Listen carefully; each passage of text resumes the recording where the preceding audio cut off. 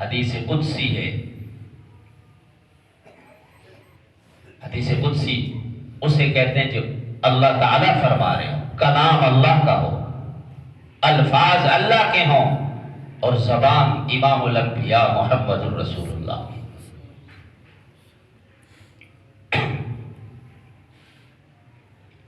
فرمایا جب کوئی بوڑھا گناہگار میرے در پہ سوالی بن کر آتا ہے، جس کے نامہ اعمال میں ایک بھی نیکی نہیں،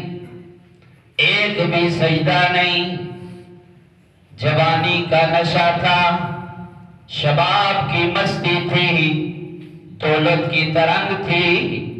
رگوں میں گرم گرم خون دوڑتا تھا، علاقے اور سوسائٹی میں ایک مقام تھا، ایک سٹیٹس تھا۔ اب زندگی کی شام ہو گئی، آنکھوں سے بینائی بھی چلی گئی، کانوں سے سنوائی بھی چلی گئی، زبان سے بھی گویائی چلی گئی، دماغ بھی شل ہو گیا، ہاتھ بھی کانپنے لگے، پاؤں میں بھی لرزہ طاری ہو گیا، اور سب سے بڑا حادثہ یہ کہ جیب بھی خالی ہو گئی، اولاد بھی پرواز کر گئی، اور لوگوں نے بھی نظریں پھیر دی۔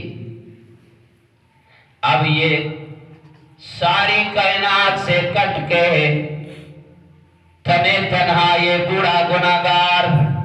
رات کی تاریکی میں میرے در پہ سوالی بن کر آیا ہے، اور آ کر کہتا ہے تنگ دستی کے عالم میں جو میں گھبراتا ہوں، پر درے غیر پہ جاتے ہوئے شرماتا ہوں، ہاتھ پھیلانے میں محتاج کو غیرت کیسی، ارے بندہ تیرا کہلاتا ہوں، الہ العالمین تجھ سے نہ مانگوں تو کس سے مانگوں،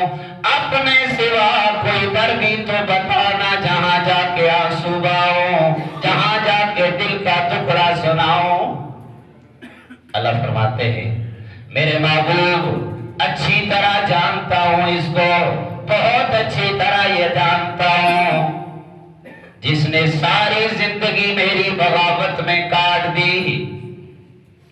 نافرمانی میں، اس کے نامہ اعمال میں کوئی نیکی نہیں، لیکن آج یہ مایوس ہو کر میرے در پہ سوالی بن کر آیا ہے، آج اسے مایوس واپس کر دوں، میری رحمت دوبارہ نہیں کرتی، مجھے اس کے سفید بالوں سے حیا آ جاتی ہے۔ اور اللہ نے اپنے لوح محفوظ پہ جلی حروف کے ساتھ لکھ دیا ہے ان رحمتی سبقت من غضبی۔